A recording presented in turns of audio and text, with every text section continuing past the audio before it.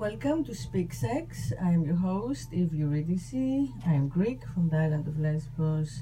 I'm the writer of 3 books on female sexuality, Satiric on USA, F32, The Second Coming, F32, published by Scribner, Virago Press. I work as a columnist, I write the Sex Files column, as well as a multimedia artist with the theme of female sexuality, objectification, the dichotomy between our bodies and minds, between our souls and our physical forms, and finding ways to bridge it and become whole again, ways to live in touch with ourselves, both physically and spiritually.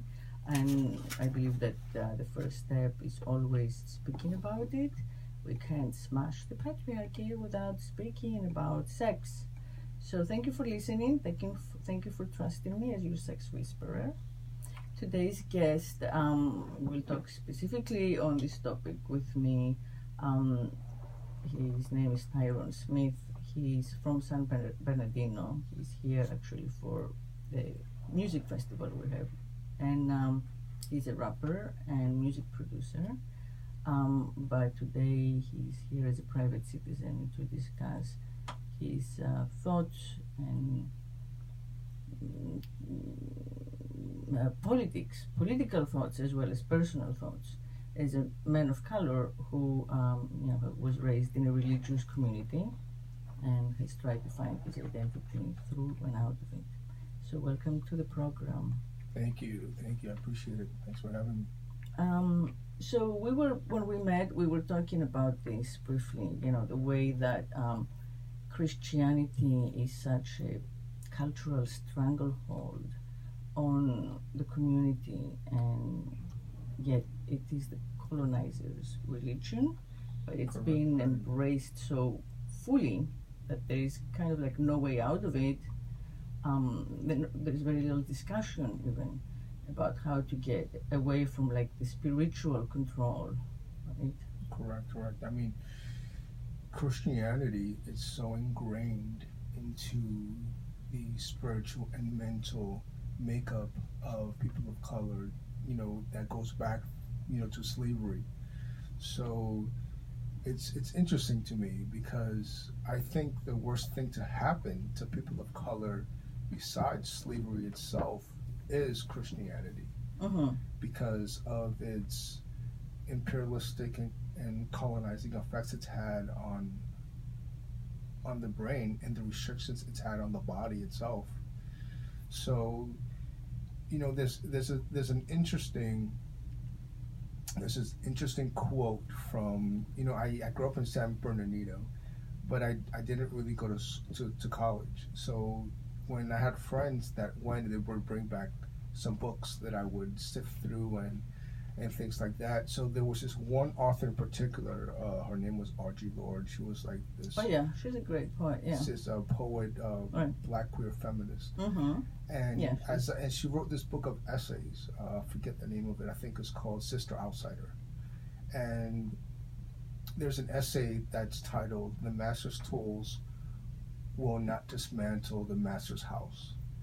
So I became so, of course she was talking about patriarchy at the time, but it's kind of tied in, patriarchy. The master's tools. Right, will not dismantle the master's house. So for me, I took that as you can't use the Bible, the tool that was used to enslave you, as a point of departure for freedom, right? Because how do you use something that was used to contain your being, from physically, emotionally, and mentally, to free yourself and to sort of navigate that and associate that with a some kind of spiritual guidance, right? Even though I think that religion builds a community, but I think in the long run it has caused definitely more harm than good, Right. But we're talking about sex, so because I feel like we started super heavy, like you were ready, which is wonderful. We want truth, So this is more about speaking truth than speaking sex, right? Because the two are one.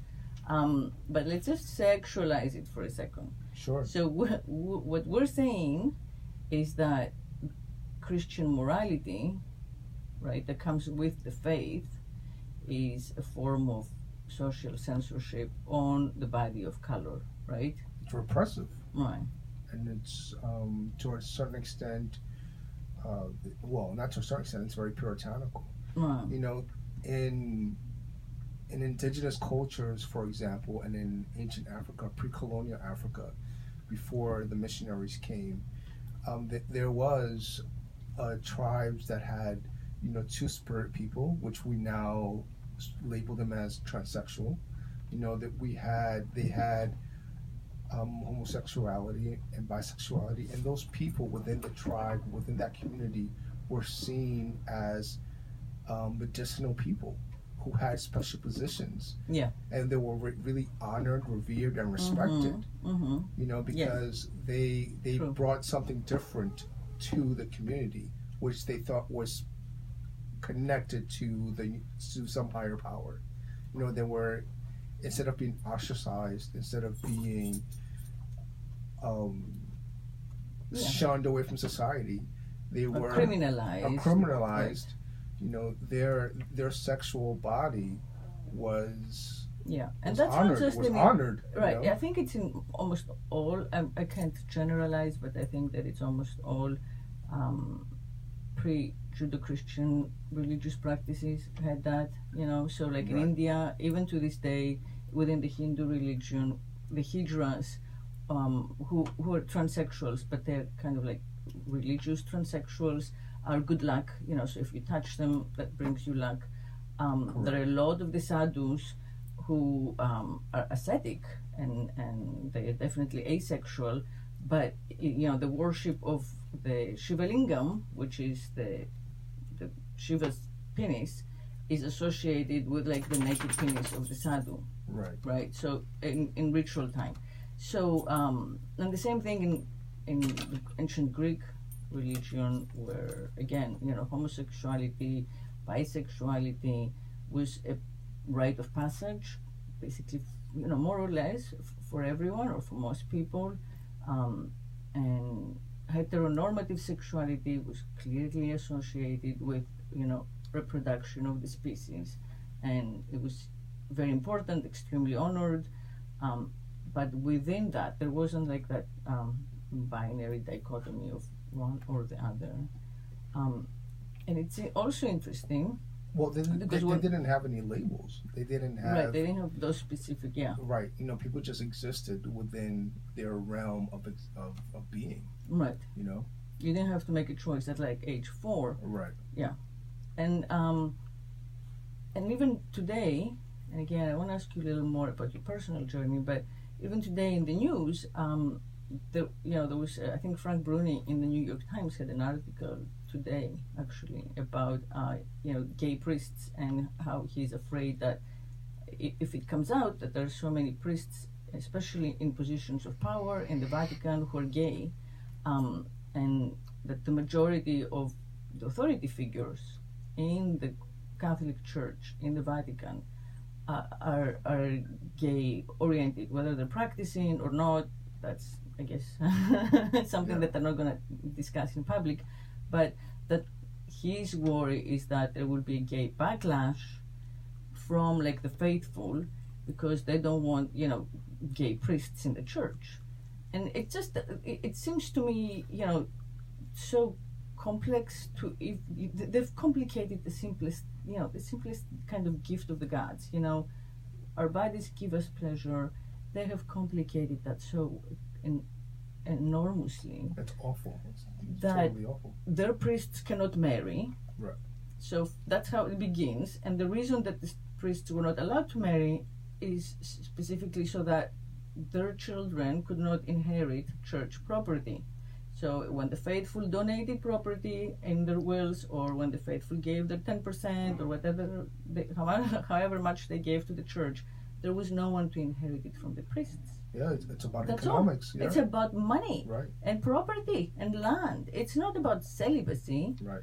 But by repressing these men so much, because we're talking about a lifetime, and it's very difficult for someone to sustain this for a lifetime, no matter how eager he is in the beginning, right?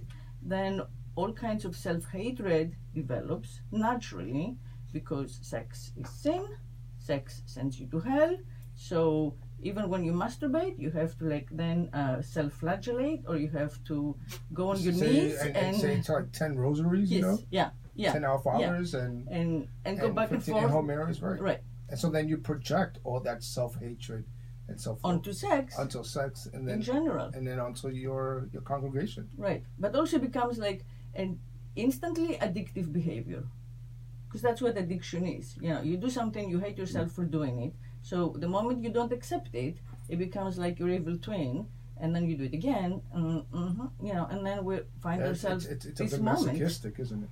Yeah, it's more than it's masochistic for the priests, right. Yes, yeah. But it's dehumanizing on the part of the church for its servants, for the the men who are called to supposedly represent it and spread whatever the word is and all that stuff.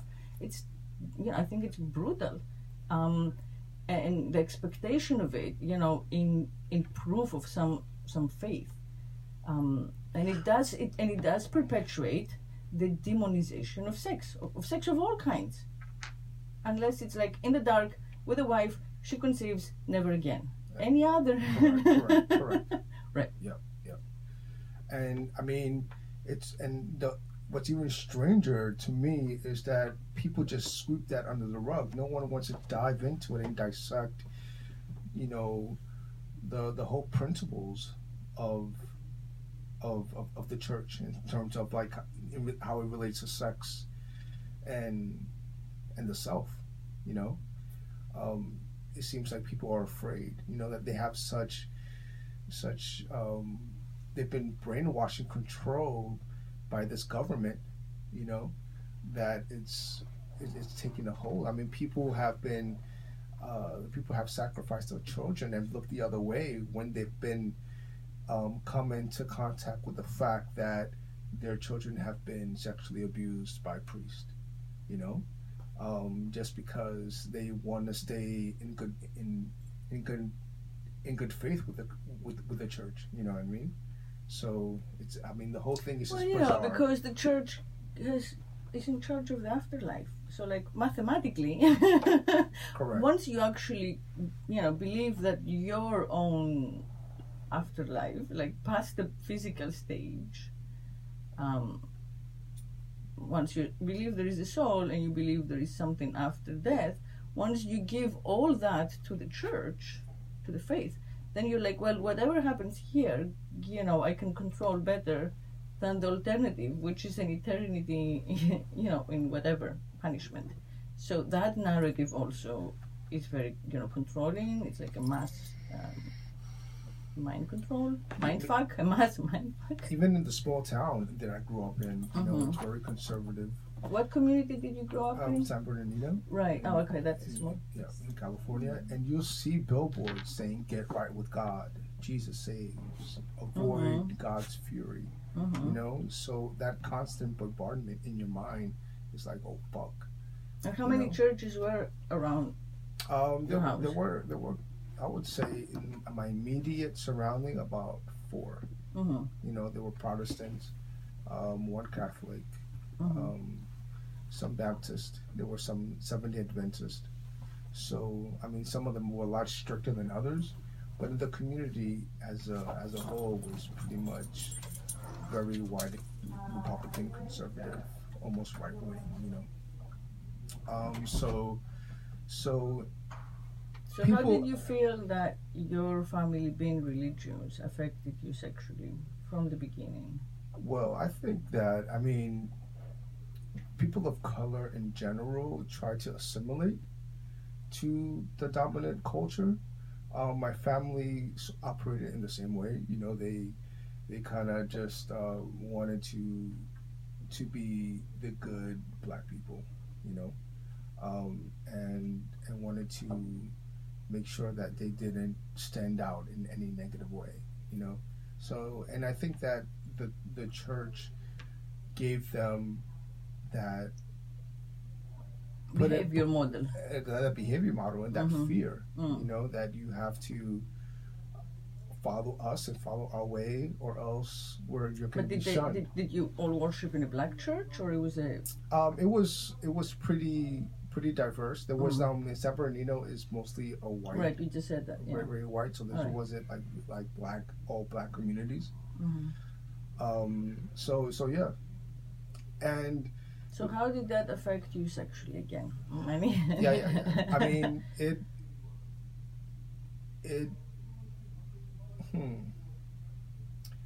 I mean, I always had, you know, girlfriends and always identified as heterosexual, but I think that that curiosity of kind of playing with my best friend or another guy kind of was in the back of my mind, but it didn't really play out until years later.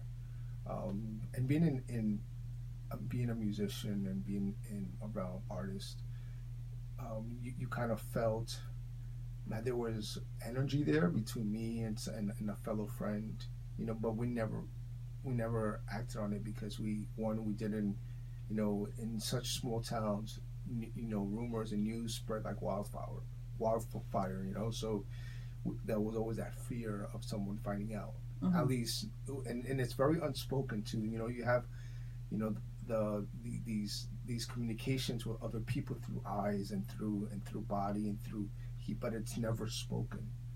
You know, it's always this pent up curiosity that you want to experience, you know, and live, but through fear. So like you and a fellow rapper would hang out, and you would feel that you'd like, or both would like, to get naked, right. But you couldn't talk about it at all.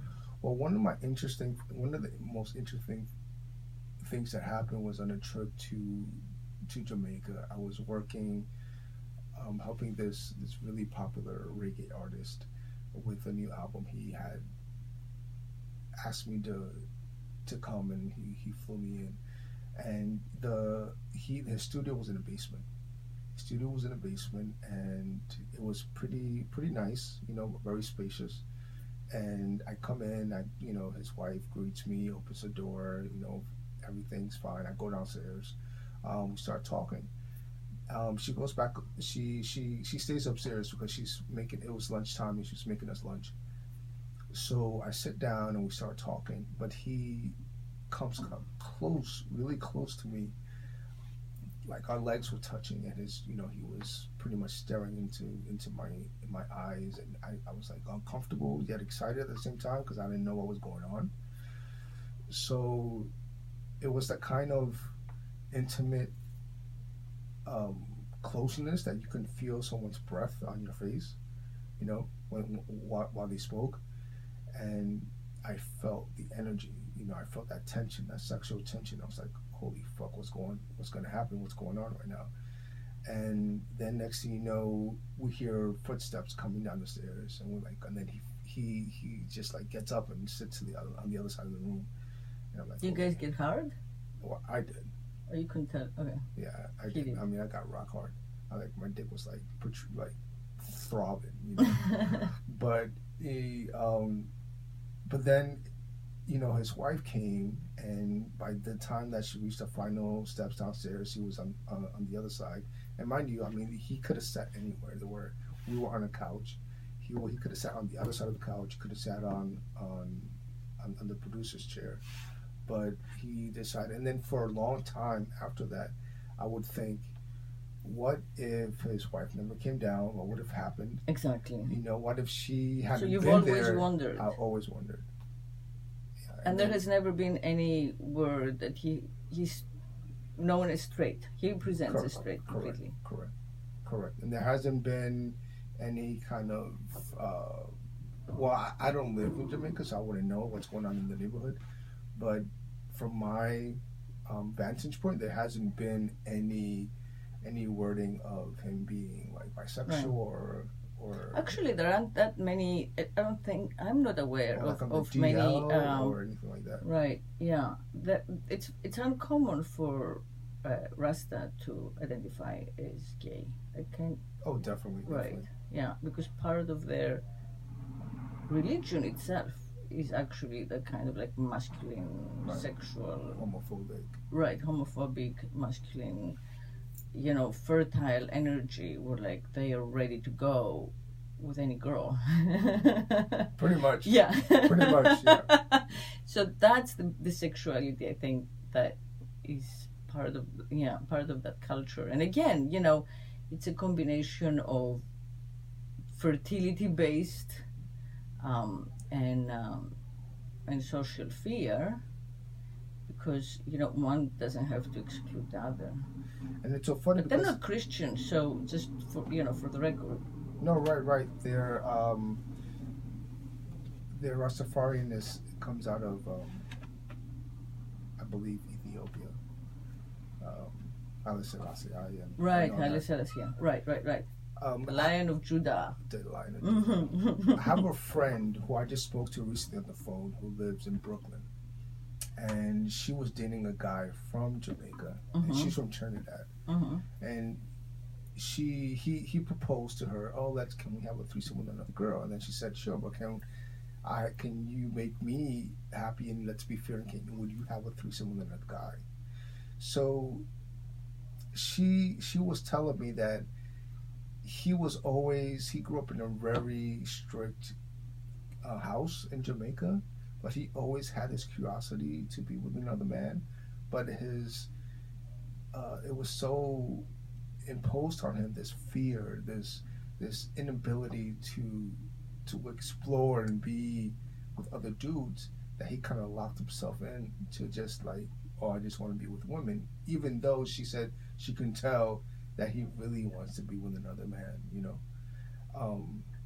so I mean, eventually she broke up with him, because he would say, she's a twin and her sister is a lesbian, and she lives in Norway with her wife, and she has a brother who's gay, who lives in Fort Lauderdale with his husband. So, and she's like one out of 10 kids. Oh wow!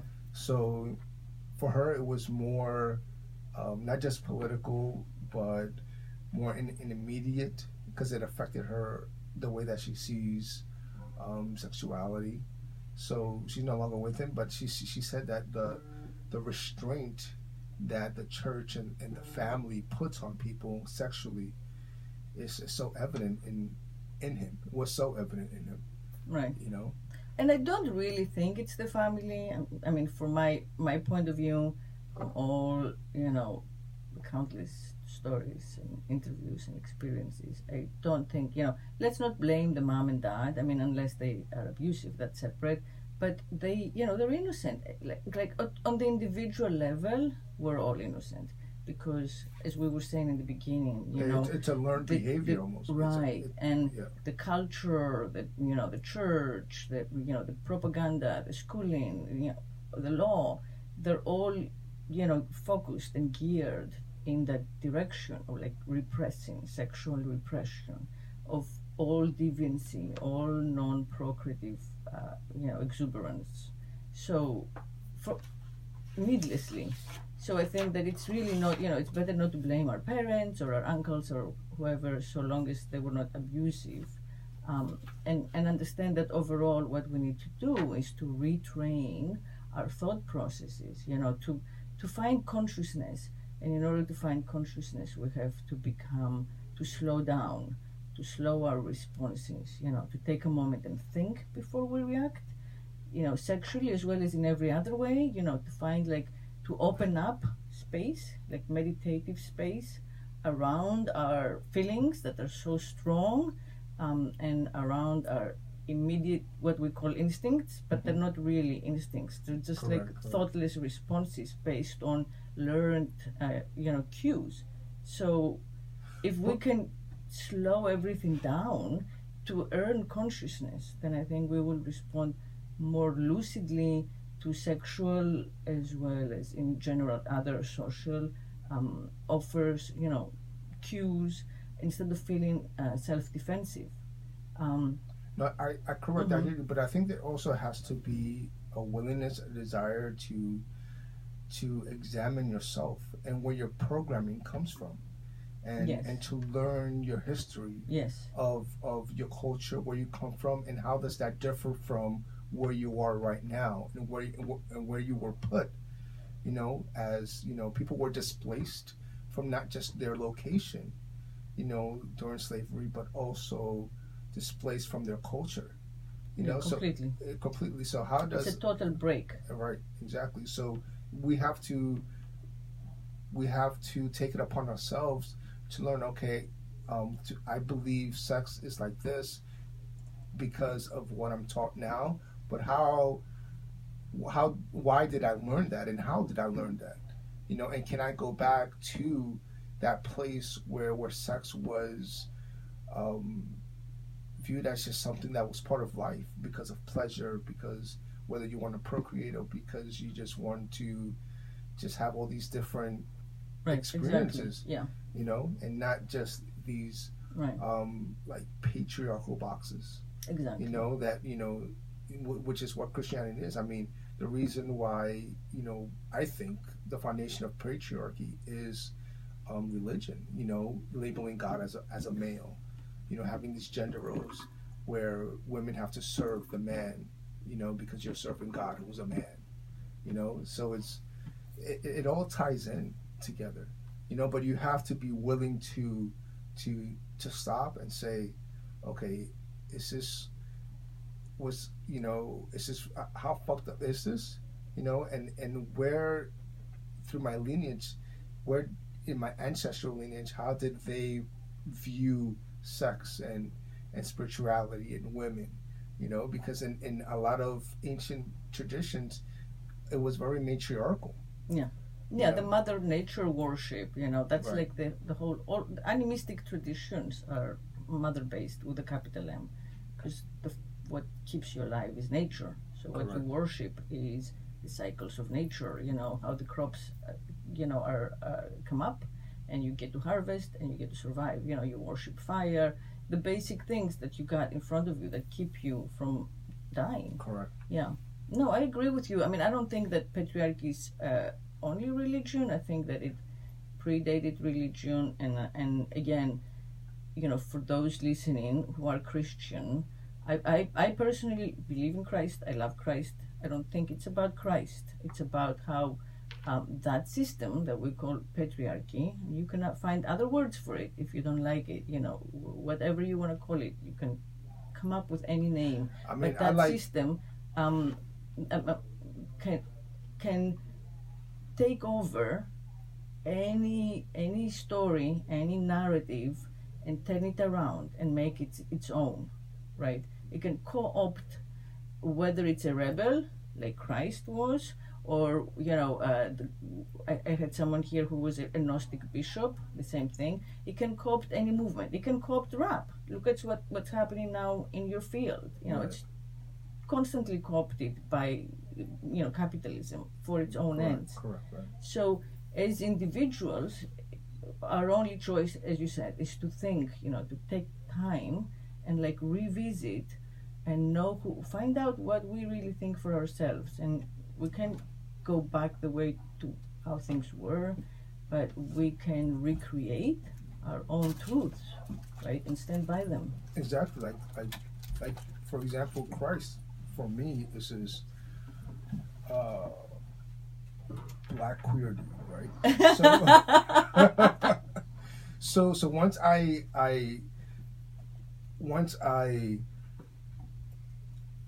uphold that truth for me, then I respect people or treat people accordingly to how I view Christ, right? If I think God or Christ is like this very domineering, malicious person who's gonna come after you if you have anal sex with a woman, right, or have sex with her when she's on her period, then that's how you're gonna live your life, right? But if you broaden the scope of Christ and really get to know, what he did, I mean, Christ will be the first person to have a meal with a trans group of people, right?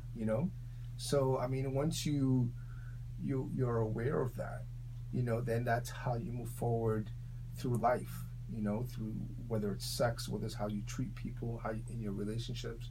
You know, I think it takes right, that original that idea model, of, right. Yeah, so the original name was Agape, which is love, right? And it was love for everyone. There was not even a concept in his original teachings of like excluding. You know, that was the revolution of what he was doing at the time when there were castes and, you know, not just slaves, but all kinds of categories to put people in and separate them. He was like, no, just forget all that shit and love everyone as unconditionally as you can. Totally revolutionary. We have not practiced it, period, in all these years of Christianity. Oh, no, at all. Right. We do crusades and we've done the opposite. How could you use this Gay to conversion colonize? Therapy. Yeah. Oh, you know, it's horrible what it's turned into. I mean, it's a money-making machine. Yeah. You know? Yeah. The churches are tax exempt. They collect money from the poor. In America. They buy, you know, their Rolls Royces and multi-million-dollar homes from the money from their constituents. But again, this is not about anyone specific, because I totally respect every priest, every you know, parishioner. So this is not about faith. Faith is wonderful. We're just trying to find a way to bring the original message of love, right, back into whatever your faith is. So to go back to you, you actually did at some point, right, clearly, because of how you speak now, have a conversion or a revolution of your own. Right? Correct. Yeah. I converted to agnostic. You know, I'm just kind of like, you know, I've been to Buddhist temples and I like that a lot. But it was, you know, because with my conclusion with how I was brought up, I think that in order to be completely free as a person of color, you have to divorce yourself from Christianity. You know, and I think sexually, to uncover that those states of repression and of constriction, you know, you have to, you know, for me personally, you have to divorce yourself from everything that's causing the constricting and that's limiting your. So when you became an agnostic, you also became a bisexual. I guess, but I mean, it's I'm not practicing. You know, I don't really go out there and. Not out in the open, but right. Yeah, right. I mean, eventually I've had experiences, but. What did you think of the film Midnight? Cowboys. That's a totally different topic. No, I know. Yeah, because I felt that it showed, the film itself, I thought, you know, showed the repression we're talking about, because you have two queer characters of color. Right.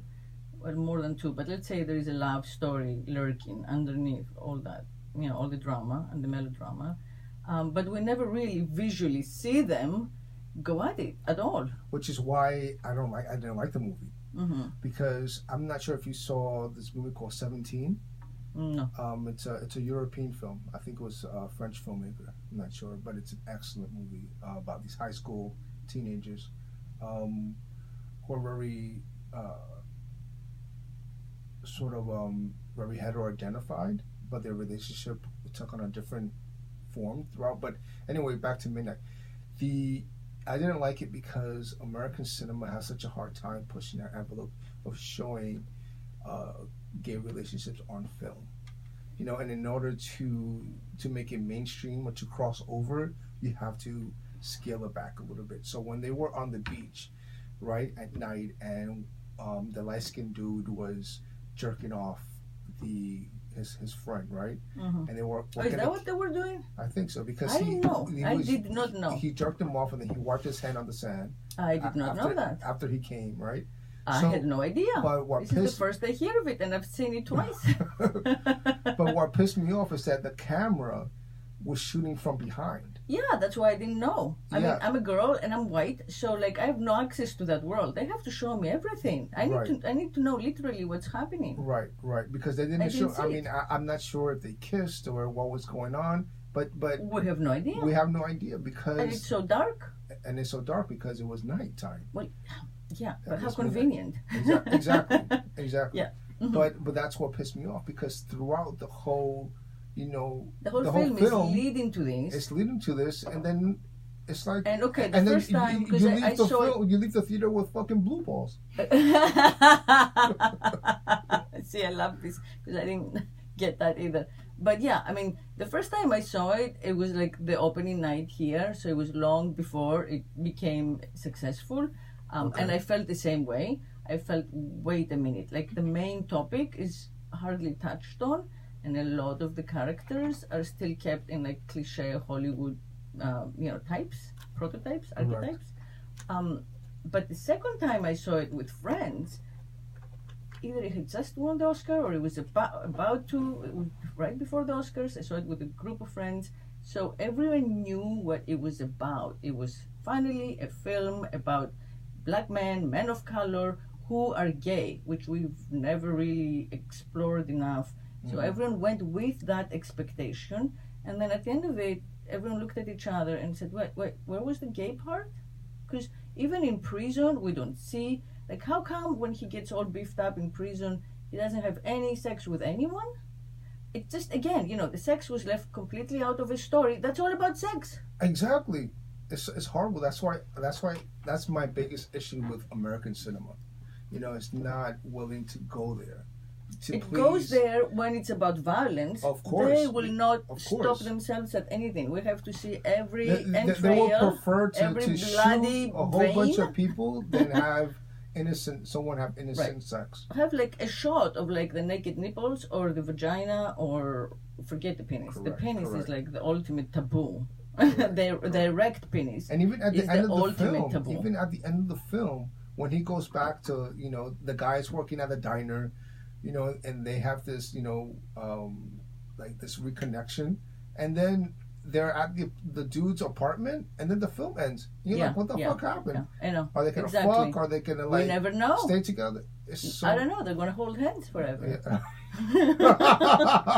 I think so. Yeah. I mean, yeah. they won't give you a shot, a close-up of a hard-on in a pair of jeans. I'm not saying naked, but just like cut to a pyramid, How is that in any way offensive or scary or I don't know, whatever? Yeah. So It's horrible. they kind of force people into the world of pornography, which is the worst place to get your information and education from because it's so sexist and misogynist and, stereotypical. Because they won't give out anything in mainstream, imagery. And maybe we'll get like a limp dick, hiding under a lot of pubic hair. Correct. That's about it. right. No, because if you show a penis of any kind, then the movie's NC-17. Right. Exactly. Yeah. But go ahead and show the female body.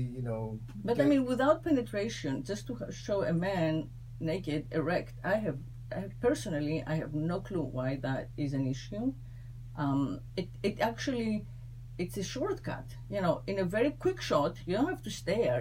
No one says you keep the camera on the thing and make it porn, but just allowing it as part of the narrative, we skip a lot of talk. We understand immediately where he's at, what he's doing, what's happening. Then you can cut to something else.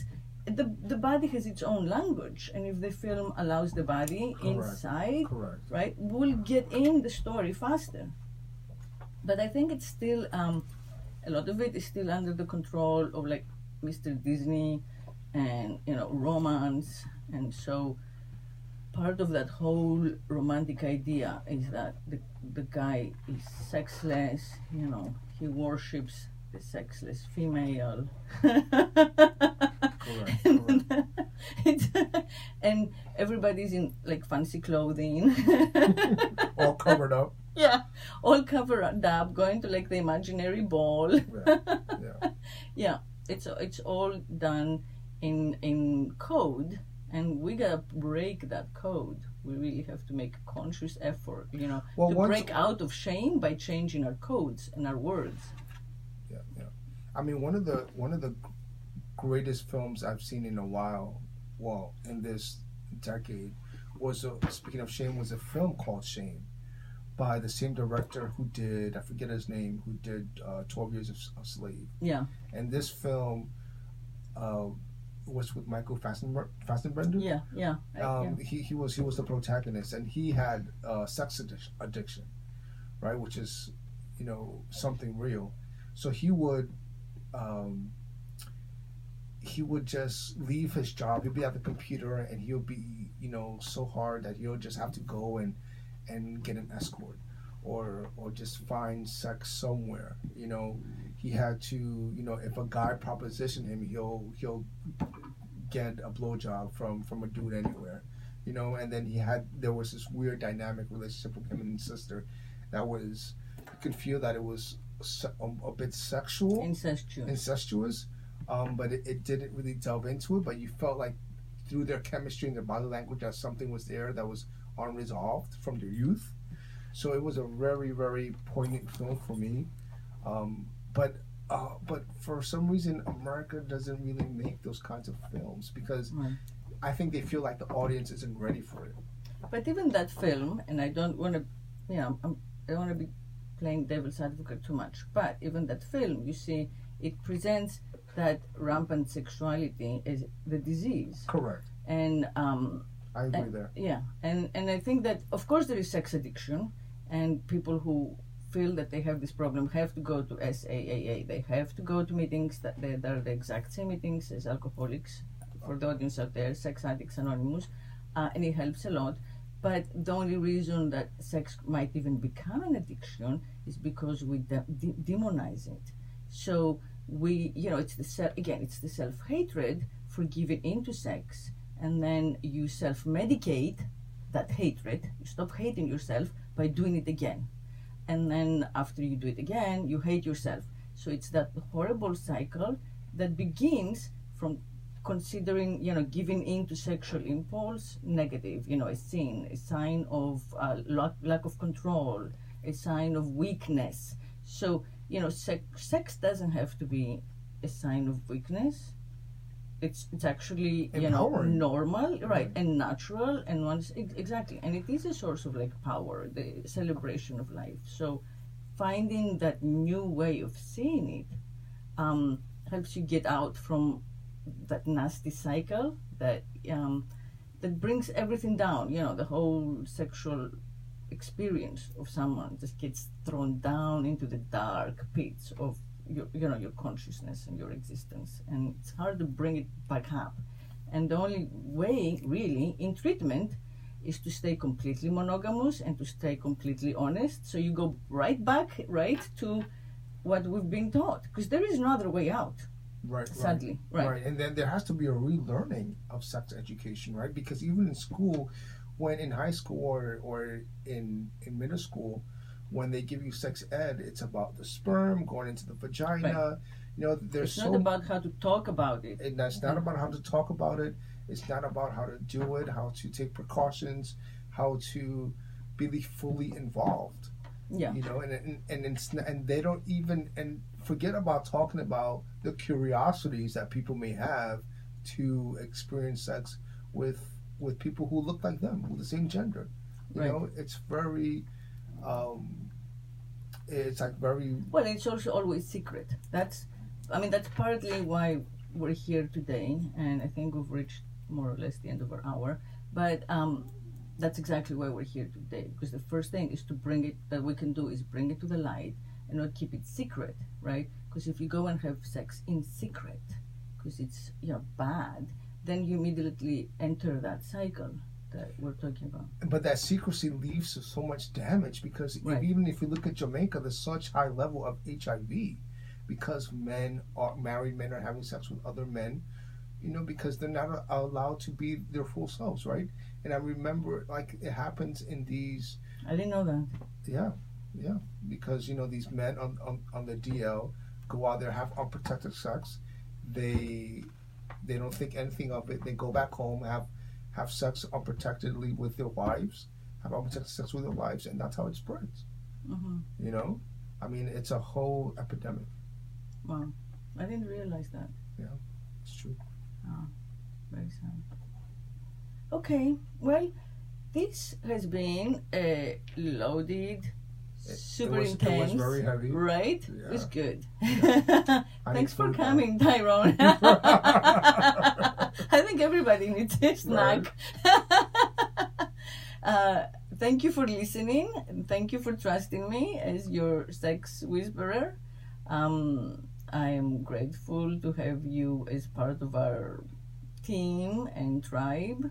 And please, until I see you next week, speak sex. Ciao. Ciao.